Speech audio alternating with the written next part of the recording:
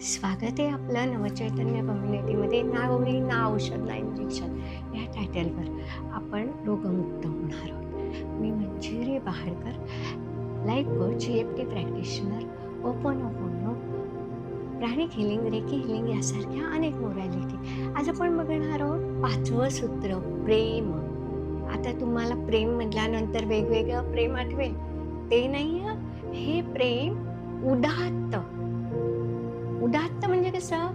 कर्मण्येवाधिकारस्ते मा फलेषु कदाचन या श्लोकाप्रमाणे, की प्रेम ही वाटण्याची गोष्ट आहे. तुम्ही जेवढं प्रेम भरभरून द्याल तेवढं तुम्हाला मिळणार आहे. पण त्या अगोदर तुम्ही स्वतःवरही भरभरून प्रेम करा, स्वतःला ॲप्रिशिएट करा, स्वतःसाठी वेळ द्या आणि मग दुसऱ्यांना.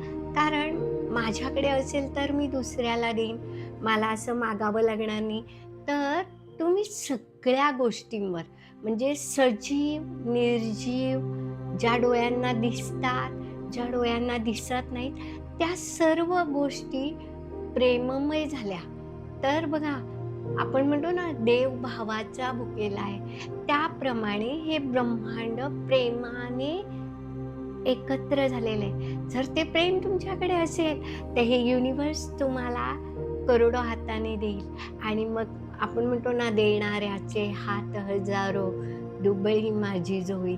तर आपण आपली ती जोडी आहे ती मजबूत करूया आणि सर्व जग प्रेममय करूया आणि अध्यात्माची एक पायरी अजून चढूया. धन्यवाद.